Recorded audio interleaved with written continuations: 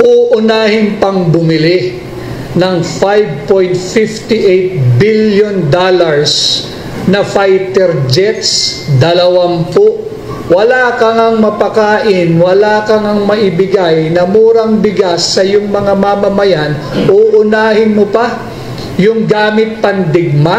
Anong klaseng prioridad yan? $5.58 billion. Walang pera ang Pilipinas. At yung isang opisyal ng gobyerno ang sinabi, makakautang daw tayo para mabili yan. Utang na naman. Lubog na tayo sa utang, uutang ka pa para lang sa gamit pandigma. Ito'y pagpapatunay na mali ang direksyon ng ating... Makikita natin dito mga kababayan, yung pulang graph, kahit na ni-rebase mo na, yung under kay Marcos Jr., nasa itaas pa rin siya ni Pangulong Duterte. So ibig sabihin, talagang marami ang dinadagdag ni Marcos Jr. sa ating stock ng pangungutang kesa nung panahon ni Pangulong Duterte noong first 30 months in office. Sa kabila po ng mataas na utang natin, no? Halaga ng utang natin, Doc, nananatili pa rin manageable, kumbaga, itong utang natin at habang sinusuportahan nga yung pang-ekonomiyang pag-unlad natin. Pero paano ito makakaapekto naman doon sa yung pangkalahatan, no? Makakatulong sa ating ekonomiya kasi ang purpose na bakit umutang tayo para mapunduhan yung mga programa, hindi ho ba mga public programs at mga proyekto. Pero paano po ito makakatulong din sa may ROI, may return din? Paano makakaapekto sa ating ekonomiya? Pero tandaan din natin, Jade, pagamat tayo nangungutang, nagbabayad pa rin tayo, Jade, ng mga inutang ng mga nagdaang gobyerno, nagdaang administration. So yan yung tinatawag natin debt servicing. At yung debt servicing na yan kumakain yan ng isang significant porsyento ng ating budget. No? Na sana nakalaan na yan sa mga social programs ng ating gobyerno, nakalaan na yan sa mga infrastructure project, and yet nagagamit lang siya pangbayad ng mga utang sa mga nagdaang panahon. Kaya nga ideally, Jade, ang dapat na estratehiya ng ating gobyerno is bagamat mangungutang pa rin tayo, pero dapat yung pangungutang natin pababa na ng pababa. So paano mo magagawa yan? Magagawa yan sa pamamagitan ng pag-i-increase ng government revenue, either through pag-i-improve ng collection or pag-i-increase ng taxes. So normally, yung pag-i-increase ng taxes, hindi yan popular sa tao kasi nga ayaw naman tao magbayad ng buwis, napupunta lang sa corruption, di ba? Ang ginagawa dyan usually is ini-improve nila yung collection side of things. No? Mag-i-improve nila yung internal revenue collection. At pag yan yung nangyari, na-improve nila yung kanilang internal revenue, and at the same time, nakahanap sila ng mga efficiencies within the expenditure side ng budget, so ibig sabihin niyan, may possibility na lumiliit yung ating budget deficit, yung kakulangan ng gobyerno sa kanilang paggastos. And in fact, the reason why kaya tayong humihiram palagi, kaya tayo nangungutang, is palagi tayong merong budget deficit, Jade. Laging kulang yung paggastos, kumbaga kulang yung revenues na nakukuha ng ating gobyerno versus sa kanilang gastos, kaya nangungutang po ang ating gobyerno. At kapag na-narrow down po natin, napapaliit po natin yung deficit na yan, yung chances or yung propensity nating mangutang sa hinaharap, posibleng lumit na. So yun yung dapat na gustong i-achieve ng ating gobyerno. Yun po yung dapat na gawin nila. Nakikita natin, Jade, pataas ng pataas yung antas ng pangungutang natin. In fact, yung ating external debt, for the month of February, kung ikukumpara natin for the same month last year, tumaas ito by 17%. No? Kung ikukumpara ninyo yung paglago ng ating ekonomiya, nasa 5.9% lang. Ayan, nasa screen natin yung pangungutang. Yan comparison po yan ng administrasyon ni Pangulong Duterte at ni Pangulong Marcos Jr. Balik natin yung kanina, yung kaninang slide na yung kanina. Kasi yan. Kung makikita natin, yung pangungutang ni Marcos Jr., yung pula, nasa itaas, kesa nung berde. Ibig sabihin nito, mga kababayan, kaya nasa mataas yung kay Marcos Jr. dyan na graph, yung curve, kasi nandyan pa rin yung mga pangungutang ng mga nagdaang administrasyon. Kasama na dyan yung pangungutang ng pandemic. Kaya nakikita natin na talagang mataas na mataas yung amount ng utang natin sa ngayon. under kay Marcos Jr. Kasi kasama na dyan yung mga inutang ng mga nagdaang administrasyon. Ang tawag natin dyan, mga kababayan, ay stock ng mga pangungutang. Ngayon, to provide a better comparison sa dalawang administration, tingnan lang natin yung idinagdag nila sa pangungutang nung kanilang panunungkulang. So, hindi natin isasama, mga kababayan, yung mga naipon na utang. Ito lang yung dinagdag nila sa utang. Yan yung graph na nasa kanan. Yan yung tinatawag natin na rebase na. No? Ang tinitingnan natin dito is yung unang 30 buwan nila sa pwesto kasi to have a better comparison. Makikita natin dito, mga kababayan, yung pulang graph, kahit na ni-rebase mo na, yung under kay Marcos Jr., nasa itaas pa rin siya ni Pangulong Duterte. So, ibig sabihin, talagang mas marami ang dinadagdag ni Marcos Jr. sa ating stock ng pangungutang kesa nung panahon ni Pangulong Duterte noong first 30 months in office. So, tandaan natin unang 30 months yan. Kasi after nung 30 month ni Pangulong Duterte, pumasok na yung pandemic. So, nagkaroon talaga ng pagtaas ng pangungutang.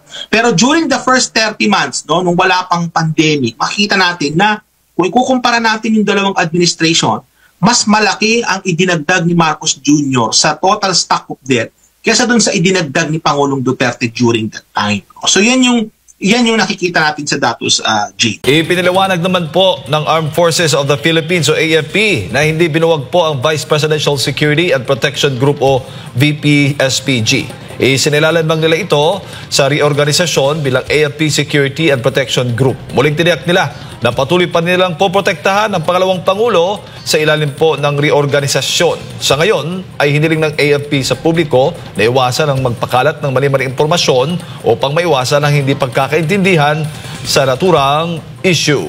Pero sa mga kumakalat na dokumento, abay nakalagay doon, binuwag, deactivated. So, sino ngayon ang nagsasabi po ng totoo? Tama rin yung sinabi ni PRRD na dati gumagamit, ngayon gumagamit pa rin. Kung si PRRD may intel, ako rin may intel. Alam ko yung katotohanan. Di ba? Naalala nyo, binanggit ko yung supplier si Tito Nolan. Huwag natin kalimutan yun. Dati, nung ako pa lang nagsasalita, baka wala pang naniniwala. Ngayon, si PRRD na nagsasalita. Ang tanong ko, saan pwede magreklamo ang isang Pilipino kung ang kanilang leader ay gumagamit ng droga? Adik ang leader nyo, saan ka magreklamo? Pwede ka pa magreklamo sa korte? Pwede ka pa magreklamo sa barangay? Di ba? Kailangan ko ng mga sagot. Kailangan natin ng mga sagot nito. Then, kawawa ang taong bayan. Matagal ko na sinasabi yan eh.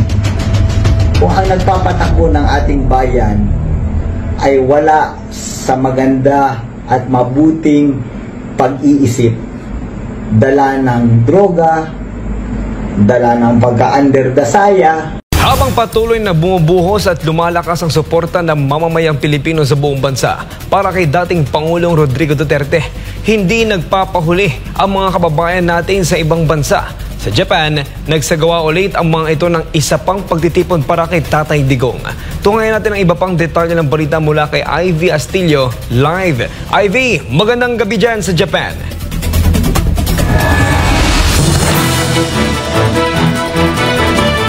Magandang gabi, Kyle. Bilang patunay na kanilang matibay na suporta at pagmamahal kay dating Pangulong Rodrigo Duterte, nagtipon-tipon ang solid DDS supporters at Filipino communities mula sa iba't ibang lugar ng Tohoku, Japan ngayong araw, Abril 6. Ito'y bilang simbolo ng kanilang patuloy na pananalig at pagpapahalaga sa liderato ng dating Pangulo. Nagkaisang Filipino communities mula sa mga lugar ng Morioka, Akita, Sendai, Aomori at Iwate-ken dito sa Japan ngayong araw, Abril 6. Anila kay dating Pangulong Rodrigo Duterte lamang nila nadama ang tunay na pagmamahal at malasakit para sa mga Pilipinong nagtatrabaho sa ibayong dagat at sa mamamayang Pilipino. as OFW, marami tayong dapat pasalamatan sa kanya dahil siya lang yung taong gumawa ng paraan para sa atin at tinaguyod niya yung mga OFW makauwi ng maayos sa Pilipinas. And now, nakakatakot na umuwi dahil marami na rin nangyayari. But in the way, kailangan talaga natin ng pagbabago eh. Kailangan natin bring him home, bring him home. Yung paninindigan ni Tatay Digong, hanggang ngayon, hindi niya binibitiwan. Yun ang pinaka-hinahangaan ko sa kanya. At yun lang din ang maiaambag ko, na kung ano yung paninindigan niya, ganun din ang paninindigan ko at ng mga taong naniniwala at umaasa sa kanya.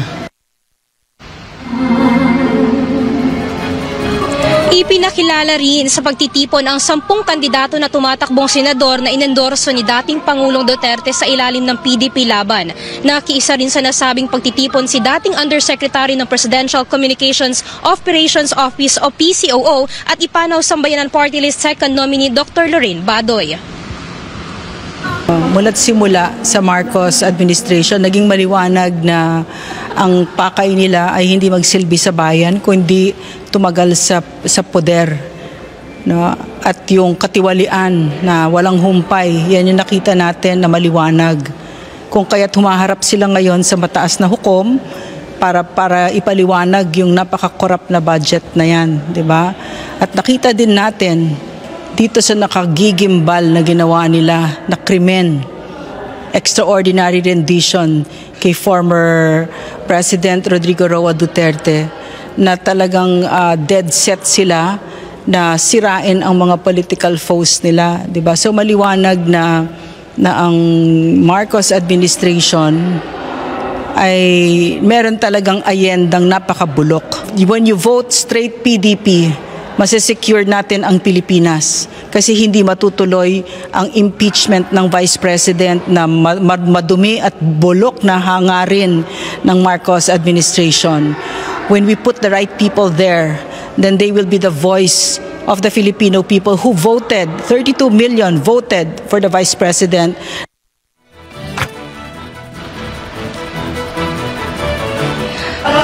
Malaki rin ang paniniwala ng mga OFW sa magagawa ni Pastor Apollo C. Quiboloy kung mailuklok ito sa Senado. Hindi po ako member ng KOJC, pero nakikita ko po yung mga nasa Davao, yung mga kabataan na tinulungan ni Pastor Quiboloy at yung kagandahan po ng kingdom.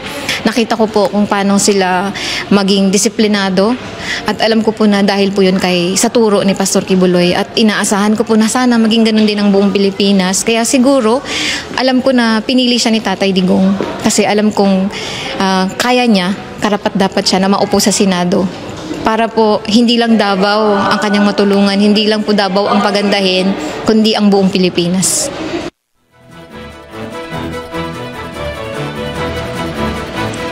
Samantala, muling nagpaalala ang Filipino community sa Japan na sa nalalapit na halalan, piliin ang mga leader na may tunay na malasakit at dedikasyon sa bayan, mga pinunong may tapat na adikain para sa Pilipinas at sa sambayan ng Pilipino.